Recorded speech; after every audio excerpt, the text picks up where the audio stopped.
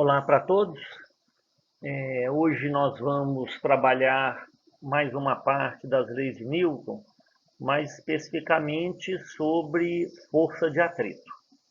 Então, aquela parte inicial, né, que eu já mostrei na força normal, na força peso, que é exatamente a capa do livro de Newton, né? Os princípios filosóficos, princípios matemáticos da filosofia natural. Lembrando que o mundo de Newton é um mundo impregnado de interações e de forças, né? E a ideia agora, então, é trabalhar a chamada força de atrito de deslizamento, que tem também a força de atrito de rolamento, como num pneu de uma bicicleta quando ela está girando, ou de um carro quando ela está girando. Quando eu travo a roda da bicicleta e deslizo essa bicicleta sobre o asfalto, isso é o deslizamento, ok? Força de atrito de deslizamento. Então vamos ver agora aí as principais ideias associadas a esse tipo de força. Eu não sei se você já pensou nisso alguma vez, né? Mas você já tentou imaginar um mundo onde não houvesse atrito? Imagina que não existe atrito nenhum, né? Você conseguiria pegar algum objeto, né? Você conseguiria andar, tá certo? Você conseguiria ficar sentado numa cadeira, né? Se um carro, por exemplo, na hora que a roda girasse, será que o carro ia sair do lugar, né?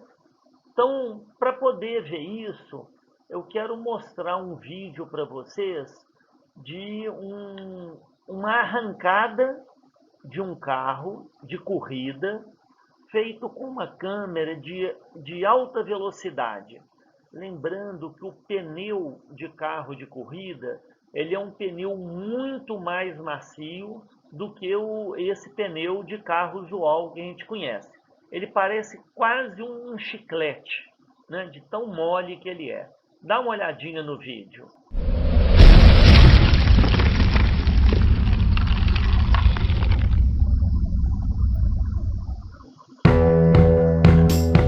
Olha como que o pneu deforma. E ele quase não desliza, né? Ele roda na superfície, olha. Esse pneu tem que ser macio para ele grudar muito no solo. Evitando da roda ficar dando derrapada, olha.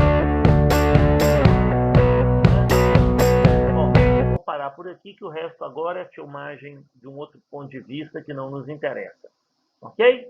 Então é difícil, né? Se não houvesse atrito, não existiria vida. Não é simples, tá? Bom, o atrito entre as superfícies, ela existe por causa das interações moleculares, né? Quando eu tenho duas superfícies e apoio uma na outra, vai existir uma certa interação entre as moléculas. Se eu tento mover as superfícies, eu tenho que romper essa interação molecular e é isso que causa o atrito, né? Da Vinci, por volta de 1500, ele já elaborou duas leis a respeito da força de atrito, dentro de um monte de coisa que ele fez. Vale a pena depois ler um pouco mais sobre a vida dele. Mas as duas leis que ele colocou, né, sobre as forças de atrito foram, primeiro, que a força de atrito ela depende da força com que eu comprimo um contra o outro, né? Essa força, hoje em dia, a gente dá o nome para isso de força normal, ok? Então, a força de atrito depende da força normal. Outra coisa que ele percebeu é que não depende da área de contato entre as superfícies. Ou seja, se eu pegar um bloco de tijolo e colocar ele no chão, tanto faz o bloco do tijolo estar deitado com a área maior ou a área menor ou em pé, a força de atrito entre esse tijolo e a superfície é o mesmo. Mais tarde, né, um outro pensador francês acrescentou uma outra lei mostrando que quando os objetos estão em movimento de deslizamento, essa força de atrito não depende do valor da velocidade. Para velocidades baixas ou mais altas, esse atrito ele é praticamente o mesmo. Então, as chamadas leis do atrito entre as superfícies, além dessas três que eu já mencionei, tem uma terceira lei, uma quarta lei, desculpa, que é a seguinte: fala que o valor do atrito entre duas superfícies, por exemplo, o pneu e o asfalto, um bloco de madeira e um piso de mármore, depende da natureza dessas superfícies, né? Essa natureza da superfície, ela é representada por uma letra grega, mi, e é chamado coeficiente de atrito. Nós vamos ver isso agora logo em seguida aí, tá? Então, o atrito depende também da natureza entre as superfícies. É razoável, né? Se eu pegar duas lixas, eu vou ter muito mais dificuldade de movimentar do que uma lixa e um bloco de madeira, tá certo? Bom, lembra que eu enviei o link antes para vocês, né, pedindo para que vocês explorassem um pouquinho essa simulação, né, que se encontra lá na página do PET, uns falam PET, outros falam FET, né, eu prefiro falar PET, tá? Só sobre força de atrito. E nessa simulação, eu pedi para poder fazer algumas alterações, como alterar o valor da força que o homem aplica no objeto, né? Alterar o número de caixotes que eu posso empilhar, empurrar e depois soltar para ver o que acontece, e outras coisas aí que vocês queiram fazer na simulação. Então é muito importante trabalhar um pouquinho com a simulação. Se você não fez isso ainda, para o vídeo, vai na simulação e depois volta para o vídeo, tá? Vai ajudar bastante se você fizer isso. Para quem já fez, vamos tocar o barco aí. Então, quem fez a simulação deve ter visto, e aí eu vou apelar para uma experiência pessoal, né? Várias pessoas já devem ter empurrado um carro que estragou, ou porque descarregou a bateria, ou um outro problema qualquer. E vocês sabem que quando a gente empurra um carro que está parado, né? Eu tenho que fazer mais força para colocar o carro em movimento, mas depois que o carro entra em movimento, eu posso diminuir essa força que ele continua andando. O difícil é colocar o carro em movimento, mas uma vez em movimento a coisa se torna mais fácil. Isso, ó, a gente pode ver lá naquela simulaçãozinha também, ó. Eu fiz um vídeo aqui pequeno mostrando isso. Olha só, eu vou aplicando uma força cada vez maior no caixote, o caixote está parado, significa que essas forças se equilibram, até que chega num momento que o caixote entra em movimento. A partir daí, ó, repara que a força para manter o caixote, né, a força de atrito que atua no caixote, ela fica menor. Ok? Bom, então vamos agora ver isso com mais calma aqui. Olha bem, o resultado desse vídeo que eu mostrei para você, ele pode ser representado da forma gráfica. É isso daqui, ó.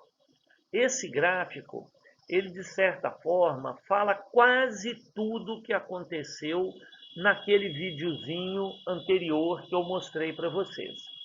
No eixo eixo Y aqui está representado com F minúsculo, que representa a força de atrito, e no eixo X, F maiúsculo representa a força com a qual eu estou empurrando o caixote. Ok? Então, repara que você tem duas regiões aí bem definidas, né? Uma que é praticamente retilínea e a outra com umas oscilações que depois tende a ficar constante. A primeira região é a região estática, quando o caixote ainda está parado, e a segunda região é a região cinética. Então vamos ver esses trechos aí com um pouquinho de cuidado. Primeiro, a região estática. Vocês devem estar lembrados que quando eu empurrava o caixote lá no vídeo, depois se precisar volta nele, eu fazia uma força, mas o caixote permanecia parado, né?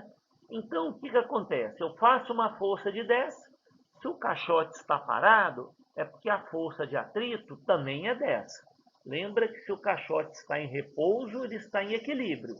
Então, a resultante das forças deve ser 0. Ok? Então, força de atrito é igual à força aplicada. Aí eu aumento essa força para 40. O caixote continua parado. Então, a força de atrito é 40. Aí eu vou para 100. O caixote continua parado. Até que chega num valor que essa força ela é máxima, que o caixote vai começar a andar. Tá certo?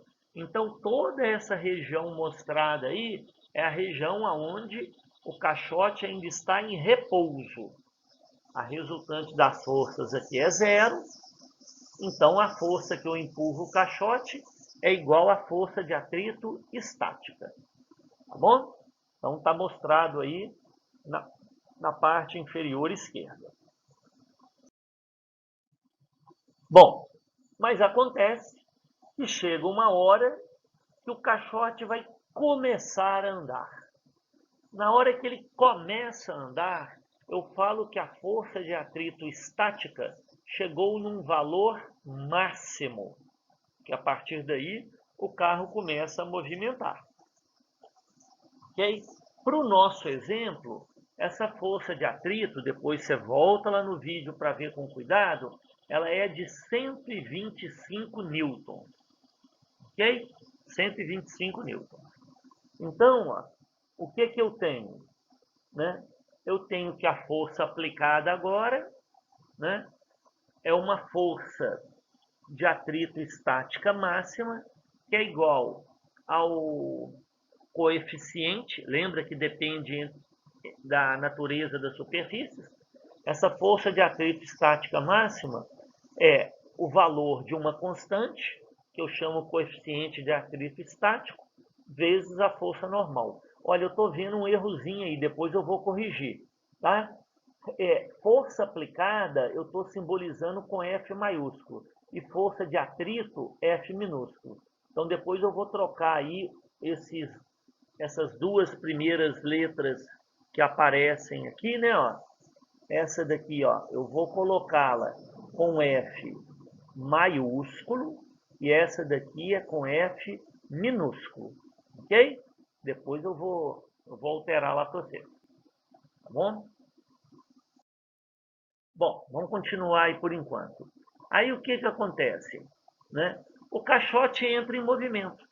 Se você voltar lá no vídeo, assim que o caixote entra em movimento, você vai ver que a força de atrito ela cai de 125 para 94 e permanece praticamente constante durante todo esse tempo. Mesmo que eu aumente a minha força aplicada, ó, estou aumentando minha força aplicada aqui, olha lá, ó, tô aumentando. Mas o valor da força de atrito, ó, permanece sempre a mesma. E no meu caso, era igual a 94 no exemplo da simulação. Para calcular essa força de atrito cinético agora, que o carrinho está andando, basta você multiplicar o coeficiente de atrito vezes a normal. Ok? Esse coeficiente de atrito agora ele é chamado coeficiente de atrito cinético, porque os objetos estão movendo. Certo? Bom, então vamos prosseguir.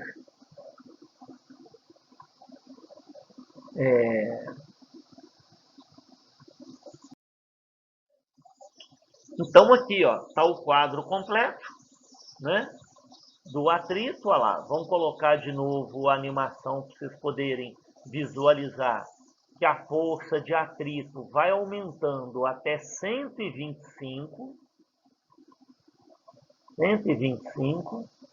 e depois ela cai abruptamente para 94. Olha só para o valor da força de atrito, 100, 110, 115, 125, começou a andar. Na hora que ele começa a andar, repara que a força caiu para 94, ok? Repara que agora, do jeito que está mostrado aí, a resultante das forças não é mais zero. Eu tenho mais força aplicada do que força de atrito. Mais para frente nós vamos ver esses casos aí, ok? Bom,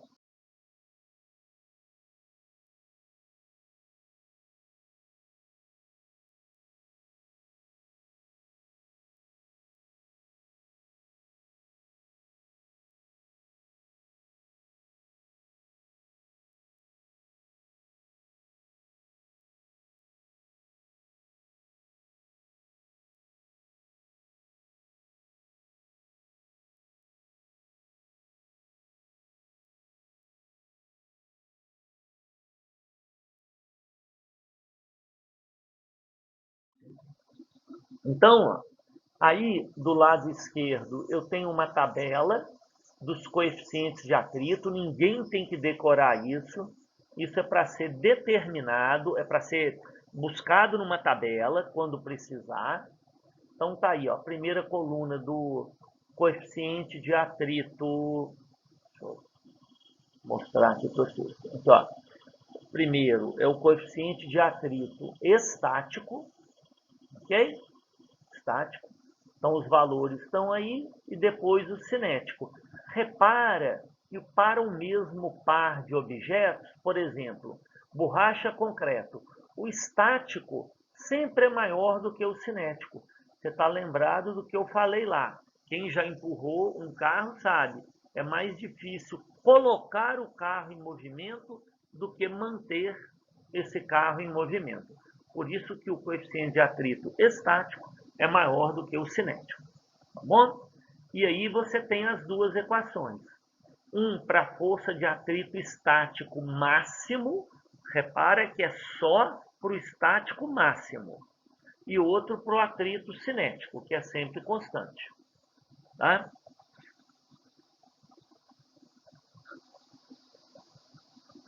Espera aí, vamos prosseguir. Vamos lá.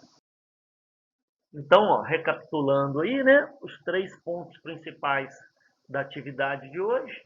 Primeiro, que o valor da força de atrito depende do valor da força normal, né, Fn, e da natureza entre as superfícies, que é o coeficiente de atrito.